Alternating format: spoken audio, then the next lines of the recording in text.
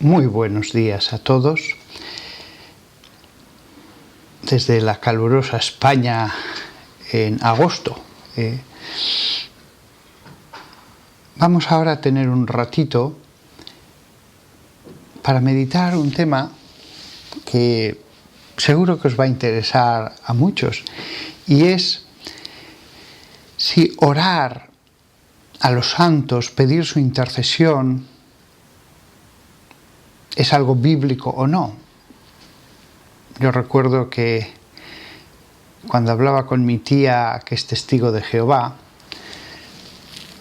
tengo muy claro que los testigos de Jehová no es lo mismo que los evangélicos, para nada, para nada. Los testigos ni siquiera creen en la Santísima Trinidad. Pero cuando hablaba con ella, recuerdo que cuando salía el tema, me lo sacaba ella, de que orábamos a los santos, nosotros los católicos, me lo decía como si fuera lo peor del mundo, como si poco menos que adoráramos a Satanás, como si cometiéramos un acto de idolatría, como si estuviéramos contraviniendo de forma expresa las enseñanzas de la Biblia.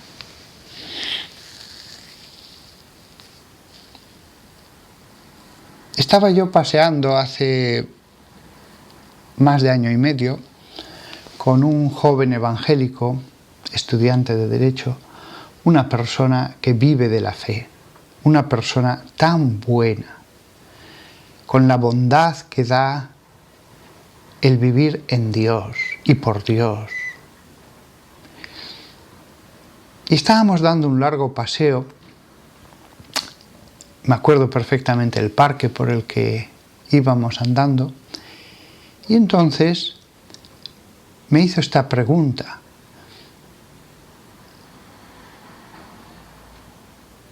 ¿Por qué los católicos pedís la intercesión de los santos si la Biblia dice que el único intercesor es Jesucristo? Yo me acuerdo que le contesté que para nosotros la intercesión de Jesucristo es totalmente distinta, porque Jesucristo es Dios. Con lo cual, cuando el Hijo pide por nosotros al Padre, no es una petición más, es la intercesión por antonomasia. Él intercede por su sangre derramada en la cruz, la sangre que intercede ante el Padre por nosotros. Él ha pagado por nuestros pecados. Es una intercesión completamente distinta. Reconocía que una cosa es eso y otra cosa es los santos que pidan a Dios por nosotros, a un nivel totalmente distinto. En ese sentido, Jesucristo es el único intercesor. Pero él me dijo, insistió, pero esto tiene base bíblica, el orar a los santos. Y yo le dije, mira, no la tiene. Es una tradición que existe en la Iglesia Católica desde el principio, pero no tiene base bíblica.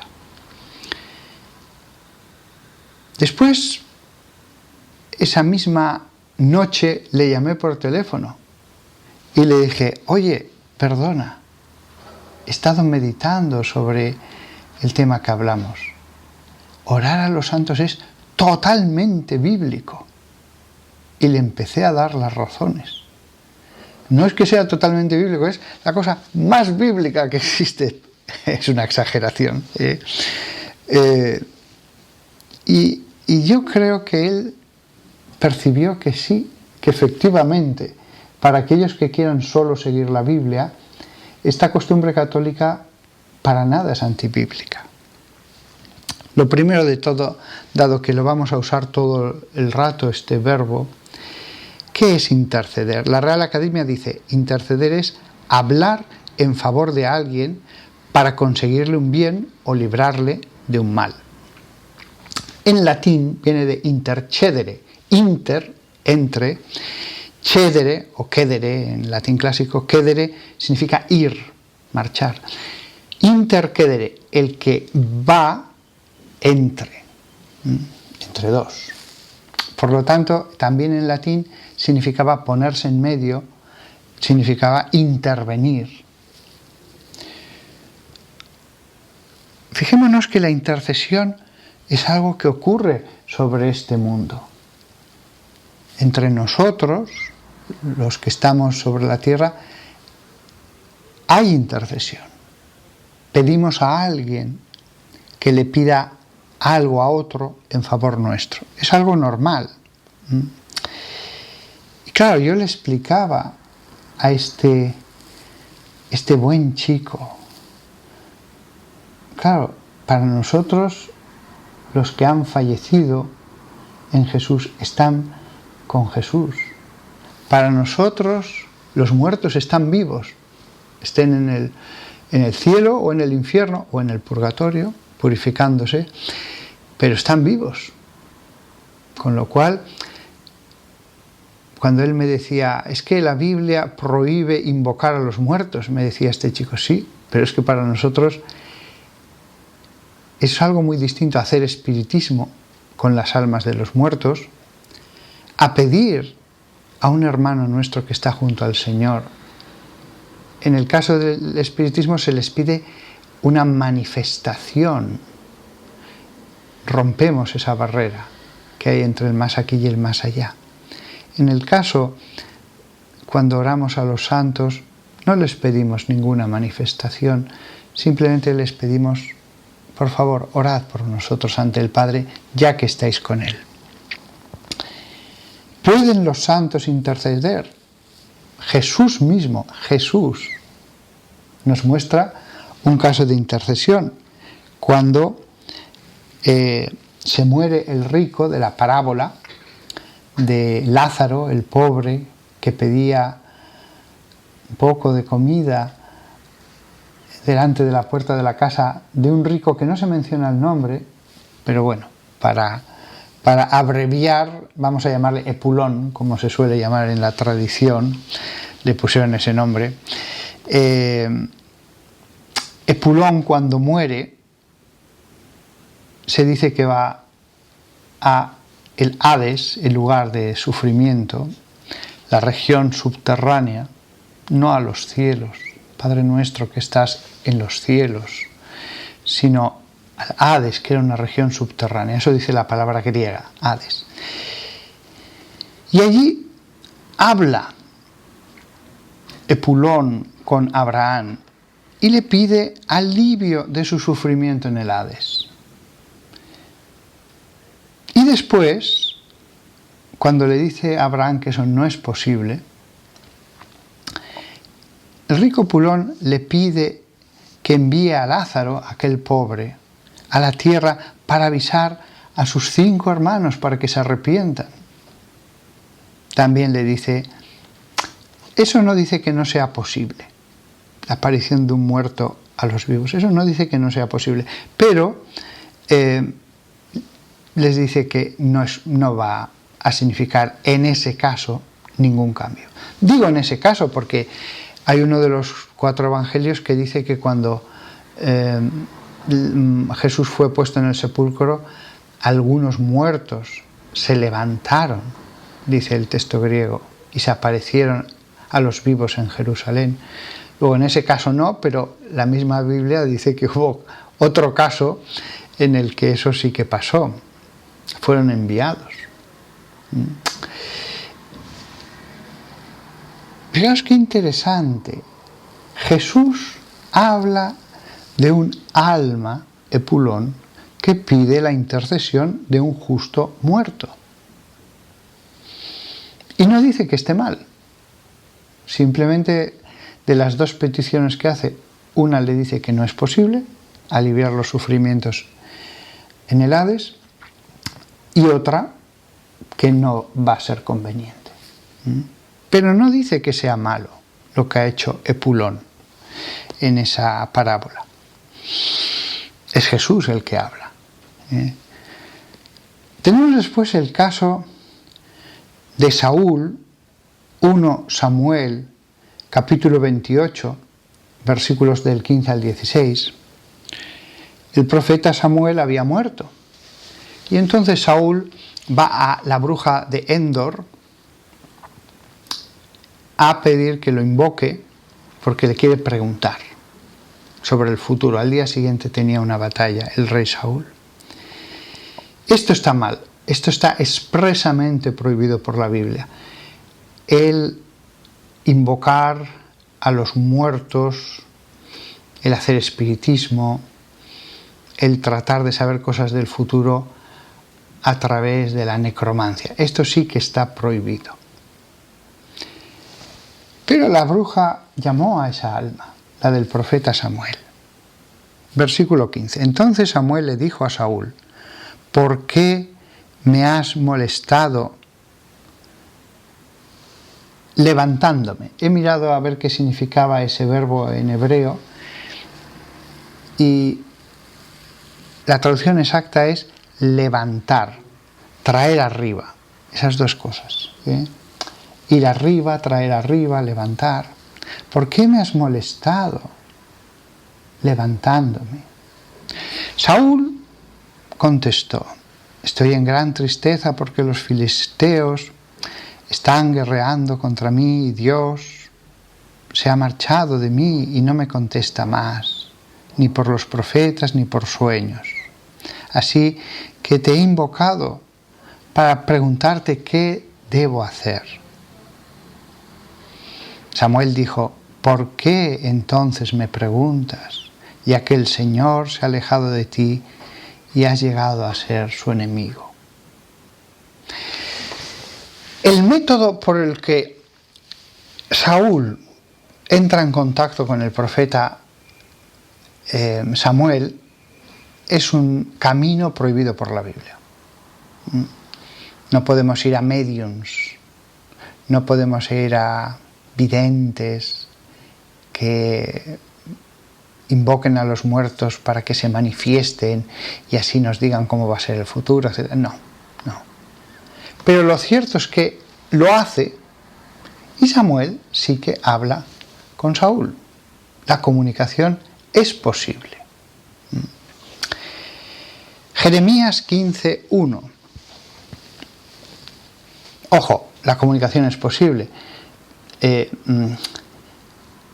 Ya estaba, Dios había alejado de Saúl, pero dado que es posible y dado que ahora los almas santas ya están con Dios, evidentemente pueden interceder. Si la comunicación con un humano es posible, de alguien que está en el cielo, también es posible la comunicación de ese habitante del cielo con Dios. Otro ejemplo, Jeremías 15:1. Entonces el Señor me dijo: aunque Moisés y Samuel estuvieran delante de mí, sin embargo mi corazón no se volvería hacia este pueblo. Los he enviado fuera de mi vista y los he dejado que marchen. Aquí en el caso de Jeremías, Dios es el que habla. Dice: aunque Moisés y Samuel estuvieran delante de mí, no dice nada más el versículo, pero estuvieran delante de mí para abogar en vuestro favor, para pedirme en vuestro favor, sin embargo mi corazón no se volvería a este pueblo. El que habla es Dios.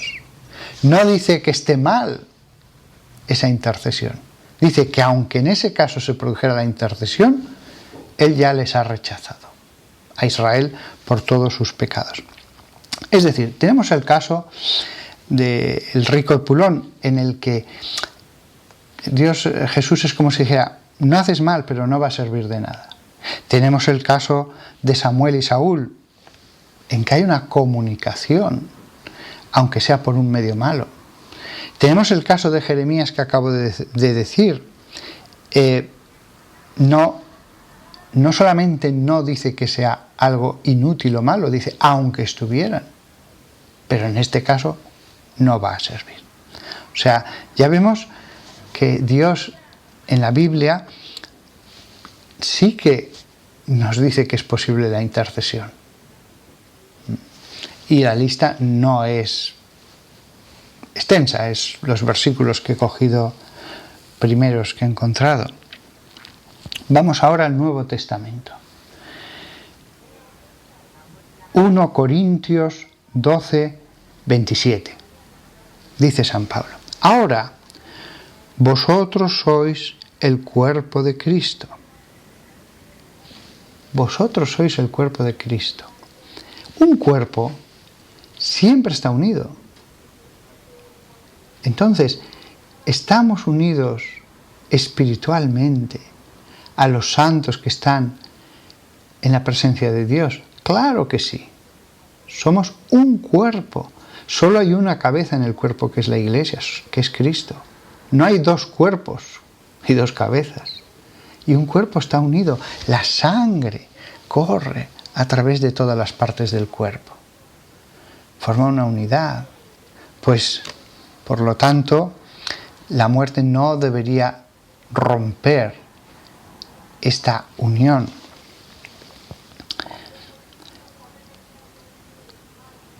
Vemos que Timoteo, el obispo que San Pablo ordenó, manda a los cristianos que rueguen uno por otro, unos por otros. Por lo tanto, la intercesión no es algo opcional. La Biblia, a través de Timoteo, nos lo pide. El amor a Dios y el amor al prójimo están unidos. Los santos que están en el cielo son como vecinos nuestros y nuestros hermanos en Jesús. Si hemos crecido en esa comunión, en esa participación común en la Iglesia, la muerte no destruye esa unión. La visión que nos da, por lo tanto, el Nuevo Testamento es de esta unión también con los que están en el más allá. Aquí en la tierra, desde luego, es posible la intercesión. 1 Timoteo 2, versículo 1. 1 Timoteo 2, 1. Primero de todo, entonces, os urjo que sean hechas súplicas, oraciones, intercesiones y acciones de gracias por cada uno. Intercesiones. Versículo 2. Por los reyes y todos los que están en altas posiciones, que puedan llevar una vida tranquila, pacífica, en toda bondad y dignidad. Versículo 3. Esto es justo, recto, esto es recto y aceptable a la vista de Dios nuestro Salvador. Es decir, interceder por los vivos aquí en la tierra es algo recto y aceptable a la vista de Dios nuestro Salvador. No dice Timoteo, bueno, como ya hay un intercesor que intercede por todos, no intercedáis. Dice, sí, intercesiones. ¿Qué son las intercesiones que pide Timoteo? La palabra es enteutsis. Significa intercesión, pero literalmente esa palabra griega que existía, no solo en la Biblia, significa aproximarse al rey. De allí, de ese sentido literal, pasó a significar una petición, una intercesión. Pero fijaos, no es exactamente oración, porque el mismo texto del Nuevo Testamento dice, primero de todo os urjo a que sean hechas súplicas, oraciones, intercesiones. No es lo mismo. La palabra enteuxis tiene ese matiz de aproximarse al rey para pedir por alguien. Por eso tenía el sentido de intercesión entre los griegos. Si esto lo hacemos por los vivos, los que están con Jesús están vivos también, sin cuerpo, pero vivos. Pero por si hubiera alguna duda, Hebreos 12:1. Y allí nos dice la Biblia: así pues, ya que estamos rodeados por una nube tan grande de testigos, versículo 2, mirando a Jesús, el que nos ha precedido y el que ha perfeccionado nuestra fe, estamos rodeados por una nube. Nosotros, dice, nosotros los que estamos en la tierra, los que seguimos a Jesús, los que nos reunimos en esta comunidad, estamos rodeados por una nube tan grande de testigos que miran a Jesús. Versículo 22 de ese mismo capítulo de Hebreos. Pero vosotros os habéis acercado al monte Sión y a la ciudad del Dios viviente, a la Jerusalén celestial, a los innumerables ángeles que están reunidos festivamente, y a la asamblea de los primogénitos que ya están inscritos en el cielo, y al Dios, el juez de todo, y a los espíritus de los rectos que han sido hechos perfectos. Versículo 24. Y a Jesús, el mediador de la nueva alianza, y a la sangre que fue rociada, aspergida, que habla una palabra mejor que la sangre de Abel. Fijaos, no solamente la Biblia nos dice interceded por los vivos, sino que San Pablo nos dice en la carta a los Hebreos: os habéis acercado a toda esa multitud. Después dirá, también a Dios, también a esa sangre, lo dice expresamente, que intercede. Pero os habéis acercado a los ángeles, a los rectos, a los santos. ¿Solo nos acercamos? Evidentemente no. Nos acercamos para adorar a Dios con ellos, y les podemos hablar. Claro que sí. Alguien dirá, ¿por qué orar a un santo si Dios lo sabe todo? ¿Qué sentido tiene? Bueno, Dios lo sabe todo, pero esto también se podría decir entonces del mediador que es Cristo. Por esa misma razón, ¿por qué Cristo tiene que mediar ante el Padre si el Padre ya lo sabe todo?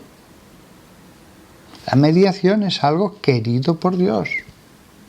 Claro que lo sabe todo. Pero Dios nos enseña el valor de la mediación. De hecho, nos lo lleva enseñando todo el Antiguo Testamento.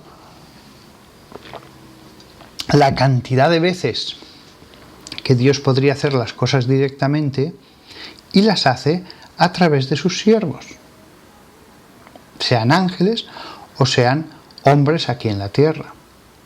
Moisés, cuando entraba a la tienda de la reunión a orar por su pueblo, ¿acaso no ejercía una intercesión? Claro que sí, oraba por su pueblo, y por esa intercesión a veces el castigo se detenía. Apocalipsis 6, versículo 9 al 10. Cuando el Cordero abrió el quinto sello, vi debajo del altar las almas de los que habían sido muertos a causa de la palabra de Dios y del testimonio que habían mantenido, y clamaban a gran voz diciendo: ¿hasta cuándo, oh Señor santo y verdadero, esperarás para juzgar y vengar nuestra sangre de los que moran en la tierra? Los muertos, aquí lo dice, clamaban con una gran voz, diciendo, y se dirigen a Dios. En este caso, en este texto, no para bien, sino, no para pedir lo que pensaríamos que es un bien, sino dicen: ¿hasta cuándo, Señor santo y verdadero, esperarás para juzgar y vengar nuestra sangre de los que moran en la tierra? Claro, cuando leí este texto la primera vez, dije: aquí están pidiendo como en el Antiguo Testamento, que les castigue. Qué raro si ellos ya están en el cielo. Lo que pasa es que después me di cuenta de que sí, este versículo es de justicia. Este versículo no es de bendición.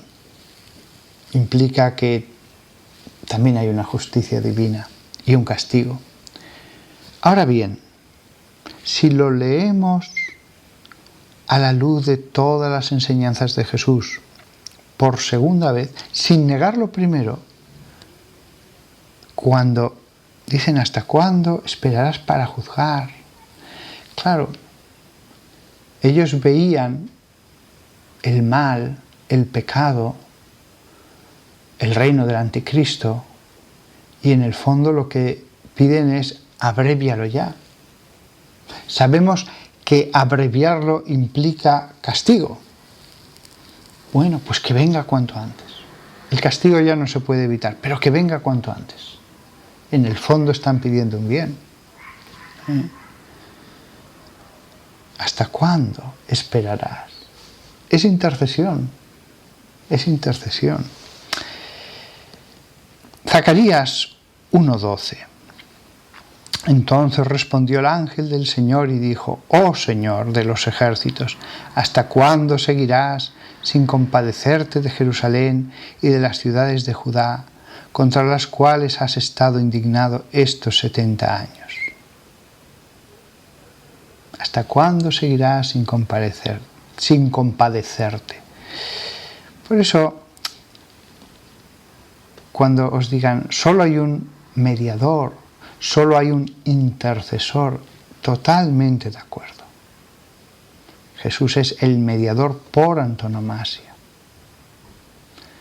Pero eso no significa que no haya intercesión fuera de él. Lo hemos visto. Es una doctrina bíblica. Nos aproximamos a una multitud de santos, dice San Pablo. Y no es para verlos, dado que no les vemos. Si no, diría, si nosotros no habláramos, solamente fuera la fe que creemos en la existencia de esos santos, diría, sabemos que están en el cielo, tenemos fe que están en el cielo. Pero ¿qué dice San Pablo? Nos aproximamos a una multitud de testigos que están en el monte, en la Jerusalén celeste, en ese nuevo monte Sión de los cielos. Nos aproximamos. Yo le había dicho a este joven con el que paseaba que la intercesión de los santos era una tradición, lo era. He estado mirando esta mañana en El Pastor de Hermas, una obra del siglo I, quizás la primera obra cristiana, quizás la carta del Papa Clemente es la primera, pero bueno, una de las dos y la Didache son la primera. Pues este autor cristiano habla claramente de cómo pedimos la intercesión. Iba a leer el texto un poco largo, pero no hace falta porque tengo otro texto de Clemente de Alejandría que muere en el año 215 y que, voy a leer este texto por ejemplo. De esta manera es el verdadero cristiano siempre puro para la oración. Él también ora en la sociedad de los ángeles, como si estuviera ya en un rango angélico. Y continúa. Y aunque él ora solo, él tiene el coro de los ángeles estando delante de él.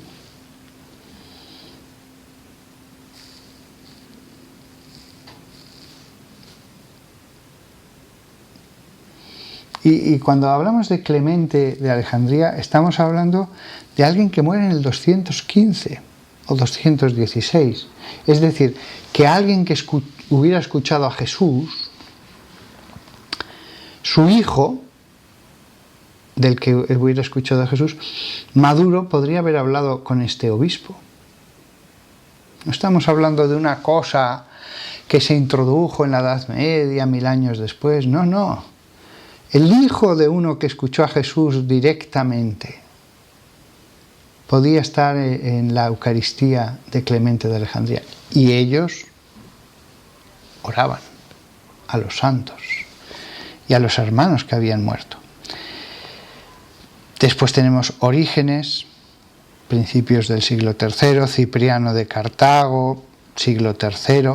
Incluso, fijaos qué interesante, lo he descubierto esta mañana leyendo. Hay una inscripción funeraria cerca del monte de Santa Sabina, de la Basílica de Santa Sabina, en Roma, que es del año 300. Y pone esta inscripción: Ático era un cristiano. Duerme en paz, seguro en tu seguridad, y ora intensamente por nuestros pecados. La comunidad cristiana le puso esa lápida: ora por nosotros. Otra inscripción funeraria encontrada en el mismo lugar. Le piden a esta cristiana muerta: ruega por nuestros padres, Matronata. Vivió 1 año y 52 días. Había muerto esa niñita pequeña, 1 año, había sido bautizada, y dicen: ruega por por tus padres. Me he equivocado. Ruega por tus padres, Matronata. ¿Creían en que podía interceder? Claro que sí. Hay un papiro, Rylands, del año 350, en que se ha encontrado escrito esto: Madre de Dios, escucha mis peticiones, no nos desprecies en la adversidad, sino rescátanos del peligro. Es una de las oraciones más antiguas que se conocen fuera del Padre Nuestro y del Ave María y otras que están hechas de partes de la Biblia. Esta no es bíblica y es una de las más antiguas. Los cristianos la conocen muchos porque se sigue usando de forma habitual. Subtum presidium confugimus, Santa Dei Generis. Bajo tu protección nos acogemos. No nos desprecies en la necesidad, en el peligro. Bien, a partir de entonces Metodio, Cirilo de Jerusalén, Hilario de Poitiers, Efraín el Sirio, infinidad de textos que nos quedan podemos decir, de los primeros cristianos y de las generaciones siguientes a los primeros cristianos. ¿Por qué voy a tener que hacer caso a Lutero, que dijo que la intercesión de los santos era malísima? ¿Por qué voy a hacer caso a un hombre frente a los primeros cristianos que no veían ningún problema? Conclusión de haber examinado este tema: podéis pedir ayuda a vuestros padres si han fallecido, a vuestros abuelos, a familiares, amigos, a hermanos de la comunidad. Si tenéis escrúpulo y dices, bueno, a lo mejor están en el infierno, tranquilo.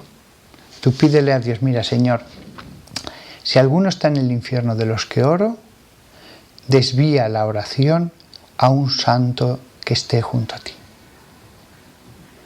Se hace esa oración una sola vez y ya no tengas escrúpulo. No es necesaria hacerla. ¿Por qué? Porque Dios, tu Padre, ya sabe que cuando estás orando a alguien para pedir intercesión, por supuesto, Dios solo va a hacer llegar la oración si está en el cielo, si puede ayudarte.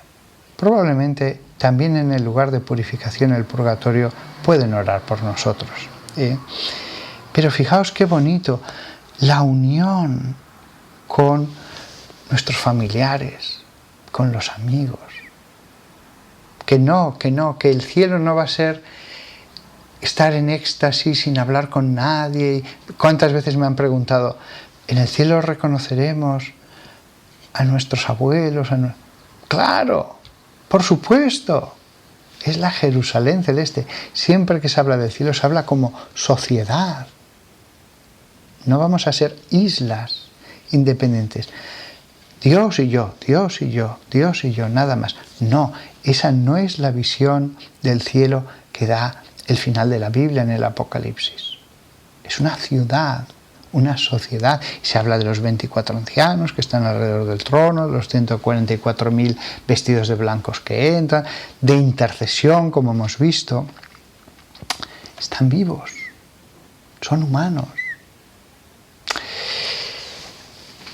Cuando leo la Biblia, una cosa que hago muy a menudo es pedir la intercesión, pedir que ore por mí varios o algún personaje del texto que estoy leyendo. Si leo el Evangelio, por ejemplo, pues la samaritana del pozo, pues le digo, por favor, samaritana, ayúdame y ayúdame también a sacar mucho fruto de este texto. Que leo el pasaje de la mujer sirofenicia, así se dice en el Evangelio, una mujer sirofenicia que seguía a Jesús por el camino intercediendo por su hija, se ha dicho de paso, intercediendo por su hija. Si Jesús ya lo sabía todo, pues intercede y Dios muestra cómo esa intercesión va a tener su fruto. Pues le digo, si leo ese texto, por favor, también ruega por mí, lo mismo que oraste por tu hija. Entonces la Biblia no se convierte en una exposición de personajes del pasado, se convierte en un lugar, lo digo en forma impropia, de vivos que ya están con el Señor. De vivos que ya están con el Señor. Ojo, yo creo en la condenación. Yo creo que no todos están en el cielo. Pero yo cuando pido la intercesión la pido solo a aquellos que ya pueden ayudarme. Porque están ante el trono de Dios. Entonces la Biblia, unida a esto que acabo de decir, se convierte en un lugar de encuentro con personajes vivos. Y ellos te ayudan a entender la Biblia. Y además estoy seguro de que alguno de estos personajes dice, ¡uy! En el cielo, ¿se está acordando de mí? 21 siglos después, esta persona me pide a mí que ore por él ante el Padre. Ah, pues claro que sí, claro que sí. Les debe hacer mucha ilusión, no solamente que leamos acerca de ellos, sino que sepamos que están vivos, vivos. Y entonces leer la Biblia de esta manera, pues es distinto, porque por la fe he hablado con Moisés, no les he escuchado, pero he hablado con Moisés y con Elías y con Zacarías el sacerdote que entró en el templo en tiempos de Juan el Bautista y con el patriarca Leví, patriarca de los levitas. Es otra forma de leer la Biblia, en que la oración y la lectura se unen. Y entonces, claro, no son solo mis fuerzas, viene Dios en mi ayuda con la gracia. Pues nada más. No es algo esencial. Si los que me estéis escuchando no queréis nunca oír, no queréis nunca orar a nuestros hermanos en el cielo, es la fe la que nos salva. Pero no es algo opcional. La Biblia nos ha dicho que presentemos por los demás oraciones, súplicas e intercesiones. Es una enseñanza. Para mí, la unión con mis abuelos, con mi padre que ya falleció, ha sido a veces muy intensa.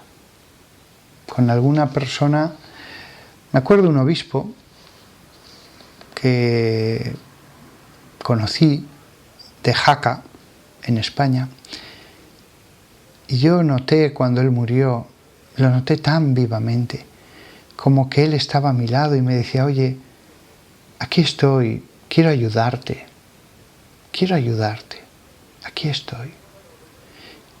He sentido alguna vez como alguien que no se portó del todo bien en vida, cuando murió, de verdad lo he sentido como diciendo, ahora te voy a compensar, ahora voy a orar por ti, voy a estar a tu lado y lo vas a sentir. Me pasó también con el primer rector del seminario, don Tomás Belda, pues que mientras duró la vida, pues nuestra relación fue buena, pero como que después de muerto, él con un especial cariño quería seguir acompañándome. Me acompañó en el seminario cuando me acercaba al sacerdocio, pero que él quería continuar a mi lado después. Eso, sin palabras, lo he notado. No he tenido mensajes ni visiones, pero he notado la presencia amorosa de este sacerdote a mi lado, sobre todo en la misa, prácticamente siempre solo en la misa. Y yo decía al principio, bueno, será solo mi imaginación y dentro de un tiempo pues se me olvidará y imaginaré a otro. Sobre todo porque no le tuve especial cariño en vida, aunque era mi rector. Pero no, es que el otro es como que dice, estoy aquí, créelo, y te voy a ayudar. Así que la intercesión es una realidad tan gozosa. Nosotros en el credo, en la misa decimos, creo en la comunión de los santos. La palabra comunión en latín, en el credo, es communio, que significa participación. En el fondo, lo que viene a decir es que existe una relación común de nosotros con ellos, de ellos con nosotros, y ambos con Dios. Creemos en esa relación existente de ellos con nosotros y ambos con Dios. Es una parte del credo tan olvidada, pero que en mi caso, ese pequeño artículo del credo me ha causado siempre tanto gozo, tanto placer. Por eso el cristiano nunca está solo, no solo porque tenemos a Dios, pero es que nos hemos aproximado a una multitud de testigos, de los que ya están viendo la esencia infinita del Padre, Hijo y Espíritu Santo. Bueno, pues nada más. No solo tenemos la Biblia, tenemos nuestro ángel de la guarda, tenemos a los que nos han precedido. Somos una sociedad que va más allá del pequeño grupo que se reúne en una parroquia o en una comunidad evangélica. Va más allá.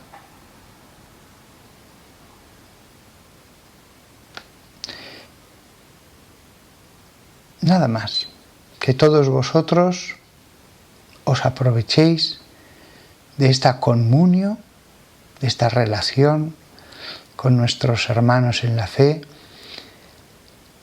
porque al final es un cuerpo, formamos un solo cuerpo, y todos los salvos, si nos salvamos por la misericordia de Dios, siempre será un regalo, ningún mérito. Si nos salvamos, formaremos un solo pueblo, con una sola cabeza, todos alrededor de Dios y en Dios. Pero ya ahora, mientras caminamos por la tierra, tenemos esa inserción. Estamos acompañados, nos sentimos amados. Nada más. Me pidió uno que escucha los sermones si podía dar una bendición al final.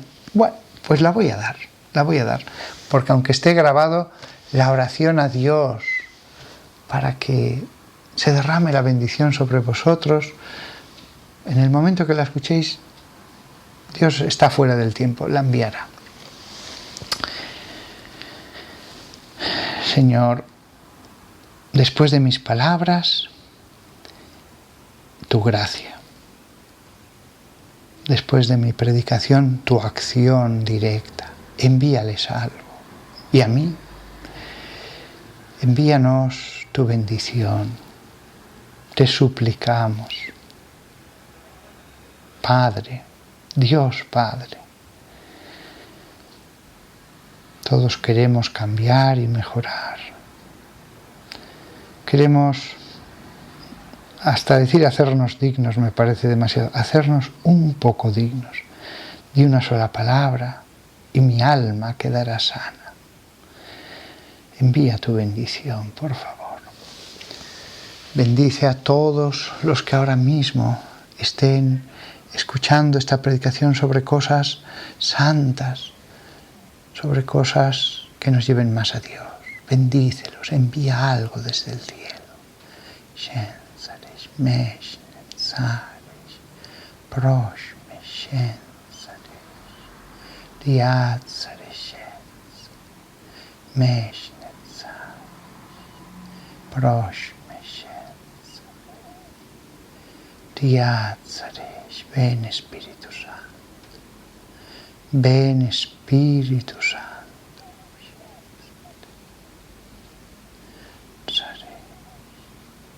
La bendición de Dios se derrame sobre vosotros, en el nombre del Padre, y del Hijo, y del Espíritu Santo.